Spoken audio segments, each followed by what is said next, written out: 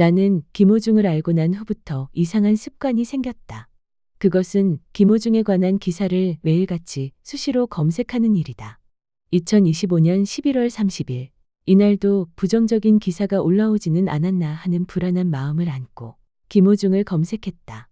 그런데 이상한 기사가 올라온 것이다. 불안한 마음의 기사를 읽어보니 처음 사건이 일어났을 때 김호중을 조사한 강남경찰서의 형사과장이 쓴 글을 기사화한 것이었다.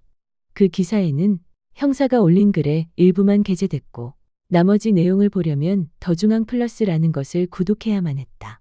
마음은 급했고 어쩔 수 없이 돈을 지불하며 나머지 내용을 확인할 수밖에 없었다. 내용은 그동안 언론에서 보도한 것과 크게 차이 나는 것은 없어 일단 안심했다. 그러나 형사가 김호중이 머물고 있는 소망교도소에 찾아가 김호중과 인터뷰한 내용을 하편에 게재한다고 적혀 있었다. 하편에는 어떤 내용이 있을까? 김호중에게 부정적인 내용이 없기를 바라며 밤새 뒤척이다 잠을 깼다. 다음 날이 되었다. 김호중과 인터뷰한 내용의 일부를 담은 기사가 올라왔다. 그 기사에는 다음과 같이 김호중이 했던 말과 행동이 짧게 실려 있었다. 그는 나를 보자 잠시 놀란 듯 하더니 곧 미소를 띠고 허리를 깊이 숙였다. 과장님, 오랜만에 뵙습니다. 내 손으로 구속시킨 일을 앞에 두고 무슨 말부터 꺼내야 할까? 유리 칸막이를 사이에 두고 짧은 침묵이 흘렀다. 먼저 입을 연 것은 그였다. 과장님, 그때 해주셨던 말씀을 요즘 자주 생각합니다. 그때 바로 사실대로 말씀드렸어야 했는데 정말 죄송합니다. 사과를 받으러 온 것은 아니었는데. 이런 간단한 내용만을 적어놓고 또 구독을 유도하는 기사였다.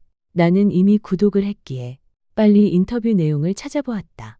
그 내용을 보면 사실 이 형사는 김호중에게 면회를 가며 원망과 미움을 받을 각오를 하고 찾아갔다고 한다. 하지만 김호중은 지독하게 수사해 자신을 철창에 가둔 형사를 원망하기보다 그의 눈빛에는 감사와 그리움이 섞여 있었다고 표현을 했다. 면회 시간이 끝나 문을 나서며 뒤돌아보니 여전히 미소를 지으며 손을 흔들고 있었다고 한다. 돌아가는 길에 이 형사의 마음에는 강한 울림이 있었다고 한다. 김호중의 표정엔 두려움도 변명도 없었다고 했다. 경찰서에서 김호중의 뉴스가 나오면 조용히 채널을 돌려줬던 그런 작은 배려도 기억하며 고마움을 전하는 섬세함이 따뜻했고 사람 냄새가 났다고 했다.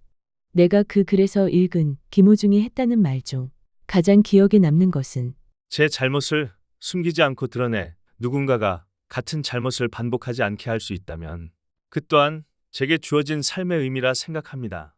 이렇게 말했다는 것이다.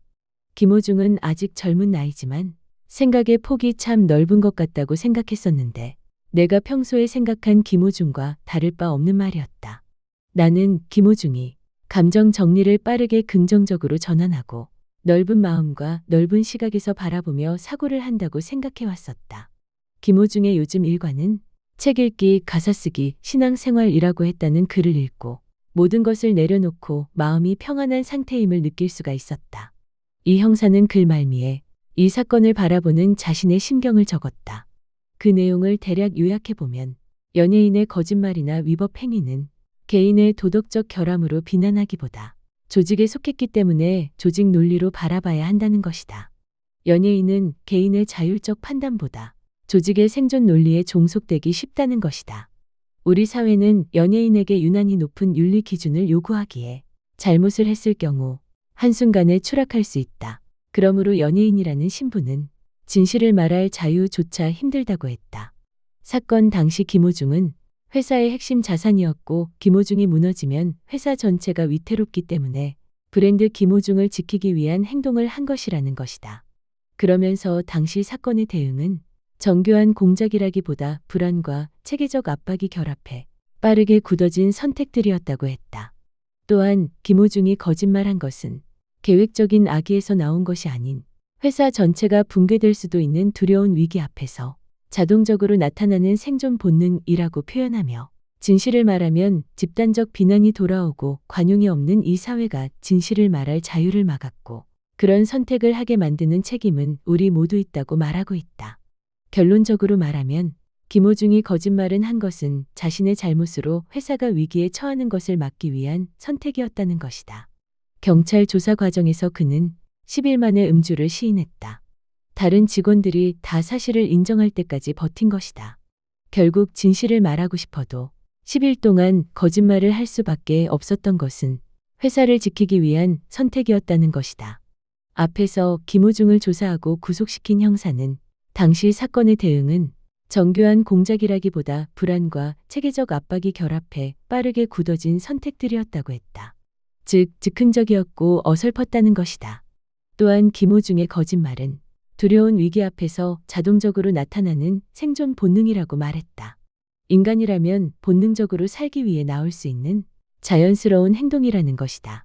직접 조사하고 구속까지 시킨 형사가 이렇게 이 사건을 판단하고 있는데 왜 재판은 이런 것이 참작되지 않았는지 모르겠다. 김호중은 1심 두 번째 재판에서 혐의의 모든 것을 인정한다고 했고, 변호사는 김호중에게 신문도 안 하고 판사에게 재판 종결을 요청했다고 한다. 하지만 판사는 자료의 방대함을 이유로 변호사의 요구를 거절했다. 변호사는 그저 공소사실 모든 것을 인정하고 빨리 재판을 끝내고 싶었던 것 같다. 하지만 모든 죄를 인정하니 검사는 김호중에게 범인도피교사 공동정범을 추가하고 말았다. 1심 변호사가 보다 꼼꼼히 사건을 다퉜으면 어땠을까 하는 아쉬움이 많다. 2심에서는 진실을 다투는 노력을 했다. 하지만 1심에서 모든 것을 인정한 상태에서 재판 전략의 변경은 역부족이었을 것이라는 생각이 든다. 이 형사의 사건 기록을 보면 김호중은 자진 출석해서 음주 자백을 했고, 술에 만취한 것은 아니고 휴대폰 조작하다 앞을 제대로 못 봤습니다. 라고 진술을 했다고 한다. 항소심에서도 이 점을 언급했지만 받아들여지지 않았다. 나는 김호중이 나오면 이것이 사고 원인의 진실임을 꼭 밝혀주길 바란다. 또 술타기가 아니었던 점과 처음의 사고 당시 200m 떨어진 곳에 차를 세우고 사고 수습을 하러 가다가 소속사의 지시로 발걸음을 되돌린 점도 확실히 밝혀주길 바란다. 이 형사는 이런 진실들을 알고 있을까? 내 생각에 김호중의 특이한 걸음걸이는 진짜 모를 것 같았다. 그래서 나는 이 형사에게 이런 점들을 알리고 싶어 내가 만든 사건의 진실을 분석한 영상들을 이메일로 보냈다. 형사는 그 영상들을 봤을까? 이 형사는 김호중의 인간 됨됨이에 감동된 듯하다. 이제 김호중은 또 한 명의 지원군을 얻은 것이다. 또한 교도소에서 같이 지낸 많은 재소자들도 그의 됨됨이를 알고 그의 지원군이 됐을 것이다.